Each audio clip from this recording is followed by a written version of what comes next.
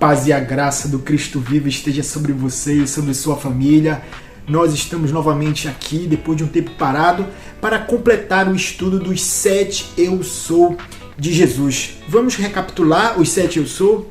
Primeiro, Jesus diz, eu sou o pão da vida. Segundo, ele diz, eu sou a luz do mundo. Terceiro, ele diz, eu sou a porta. Quarto, eu sou o bom pastor. Quinto, eu sou a ressurreição e a vida. Sexto, eu sou o caminho, a verdade e a vida. E hoje estaremos falando sobre a última declaração de Jesus, dizendo, eu sou. Hoje ele falará, eu sou a videira verdadeira. Fique conosco, a minha oração desde já é que Deus abençoe a sua vida, como tem abençoado a minha nas meditações e estudos de sua palavra. E não se esqueça, deixe o seu like, compartilhe e se você não é inscrito, faça parte da família Bíblia e Teologia e se inscreva. Dito isso, vamos para a reflexão de hoje.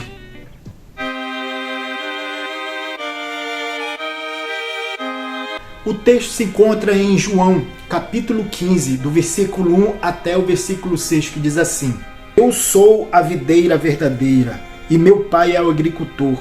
Todo ramo que estando em mim não der fruto, ele o corta, e todo que dá fruto limpa, para que produza mais fruto ainda. Vós já estáis limpos pela palavra que vos tenho falado. Permanecei em mim, e eu permanecerei em vós. Como não pode o ramo produzir fruto de si mesmo, se não permanecer na videira, assim nem vós o podeis dar, se não permanecerdes em mim. Eu sou a videira, vós os ramos. Quem permanece em mim e eu nele, esse dá muito fruto, porque sem mim nada podeis fazer. Se alguém não permanecer em mim, será lançado fora, à semelhança do ramo, e secará, e o apanham e lançam no fogo e o queimam. As 7 declarações eu sou. Cada uma dessas declarações fala um pouco do aspecto da divindade de Cristo, mas não somente isso, também fala sobre a relação dele para com seu povo. Ele diz, eu sou a videira verdadeira. A gente sabe, quem conhece um pouco do Antigo Testamento, a figura da videira era relacionada ao povo de Israel. Deus havia tirado Israel como uma videira e plantado na terra que mana leite e mel. Deus esperava que Israel produzisse frutos verdadeiros, frutos que glorificassem o seu nome. Todavia, os frutos de Israel não glorificaram a Deus. Os frutos de Israel trouxeram vergonha a Deus. Isso podemos ver lá no capítulo 5 de Isaías, que fala sobre o cântico da vinha. Mas Cristo é a videira verdadeira. Israel era um protótipo da videira que viria, a videira perfeita, a videira que produziria frutos verdadeiros, frutos permanentes, que glorificaria a Deus para a vida eterna. Outra figura importante que podemos ver nesse texto é os ramos. Aqui os ramos simbolizam os seguidores de Cristo, aqueles que faziam parte da igreja de Cristo, em 2 tipos de ramos, os ramos frutíferos, aqueles que produziam frutos, e os ramos infrutíferos, aqueles que não produziam frutos. Mas que tipo de ramos eram esses? O primeiro ramo que não produz frutos seriam aqueles que estavam no meio do povo de Deus, que de alguma maneira estavam ligados a Cristo. No entanto, eles não conseguiam produzir frutos. E que seriam os frutos, Gilberto? Frutos significam mudanças, atitudes, aquela transformação de vida que trariam testemunho da glória de Deus na vida daquelas pessoas. Podemos ver que essas pessoas, apesar de que de alguma maneira estavam unidos a Cristo, não conseguiam dar frutos. Eles pareciam crentes, andavam como crentes, faziam menção do Senhor, cultuavam a Deus, participavam da ceia, todavia não estavam ligados como deveria a Cristo. Lá no capítulo 7 do Evangelho de Mateus podemos ver Jesus falando um pouco dessas pessoas. Veja o que está escrito no capítulo 7, a partir do verso 21. Nem todo que me diz Senhor, Senhor entrará no reino dos céus, mas aquele que faz a vontade de meu Pai que está nos céus. Muitos naquele dia hão de dizer-me, Senhor, Senhor, porventura não temos nós profetizado em teu nome? E em teu nome não expelimos demônios? E em teu nome não fizemos muitas maravilhas? Então lhes direi explicitamente, nunca vos conheci, apartai-vos de mim, vós que praticais a iniquidade. Veja que o texto diz que eles faziam prodígios, milagres e maravilhas em nome do Senhor. No entanto, naquele último dia, o Senhor, que tem olhos como de fogo, que não vê somente o exterior, mas sim o interior, testificará contra eles que ele nunca fez parte da vida daquelas pessoas. Apesar de eles estarem no meio do povo de Deus, todavia, Cristo não estava neles.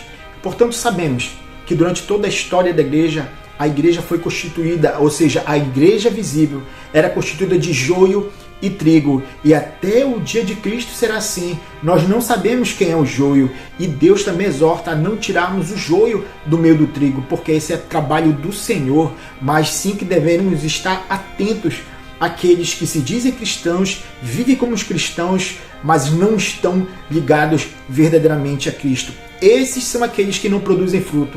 E aqueles que produzem fruto, Gilberto, são aqueles que são verdadeiramente servos de Cristo, nasceram de novo, foram selados com o Espírito Santo. Esses produzem fruto, esses estão ligados a Cristo. Uma coisa que eu quero chamar a atenção de vocês entre esses dois ramos. Enquanto o ramo que não produz fruto diz que de alguma maneira eles estão ligados a Cristo, a Bíblia não fala que Cristo está neles. Agora, os ramos que produzem fruto, a Bíblia nos diz, o próprio Cristo testifica que eles estão em Cristo e Cristo está neles. Essa é a grande diferença. Esse é o motivo que esses ramos produzem frutos. Não só porque eles estão em Cristo, mas porque Cristo permanece neles. Essa relação é de mão dupla. Nós com Cristo e Cristo em nós. Lá no capítulo 1 da carta de Paulo aos Colossenses, versículo 17, Paulo fala uma frase linda e profunda. Cristo em vós, esperança da glória. Nós aprendemos com essa parábola a importância de nós nutrirmos um relacionamento profundo, verdadeiro e duradouro com Cristo. Para terminar, a Bíblia fala o papel do pai nessa relação. Cristo fala que o pai é o agricultor. O papel do agricultor é podar, é limpar os ramos. Quem já viu um agricultor podando, ele usa uma ferramenta afiada e ele vai cortando os ramos mortos, ele vai tirando aquilo que não precisa, que pode até prejudicar os ramos de produzirem frutos. Ou seja, o que isso significa, Gilberto? Significa que a podagem de Deus na vida dos ramos, na vida dos eleitos de Deus, nem sempre é fácil. Causa dor, causa sofrimento. Nós sabemos através de Paulo, lá no capítulo 5 de Romanos, que as tribulações produzem vários frutos, perseverança, paciência, esperança. Em outras palavras, muitas vezes a podagem de Deus na nossa vida certamente causará tristeza, dor, solidão, sofrimento. Mas como Paulo também escreve no capítulo 8, versículo 28 de Romanos, diz que todas as coisas cooperam para o bem daqueles que amam a Deus. Eu sou a videira verdadeira e vós os ramos.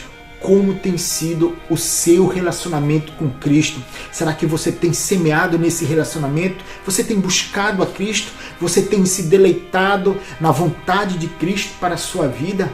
Para que você venha ser verdadeiramente um ramo que produz fruto, você deve permanecer em Cristo e Cristo deve permanecer em você. Como tem sido o seu relacionamento com Cristo? Você tem aceitado a podagem de Deus na sua vida ou você tem murmurado? Como tem sido a sua atitude diante da podagem de Deus? Que Deus te abençoe, que Deus te guarde, que você venha produzir verdadeiramente frutos que glorifiquem a Deus e que você venha permanecer firme em Cristo, por Cristo e para a glória de Cristo. Fique na paz do Senhor e não se esqueça, curta, compartilhe e comente. Deus te abençoe em nome de Jesus Cristo.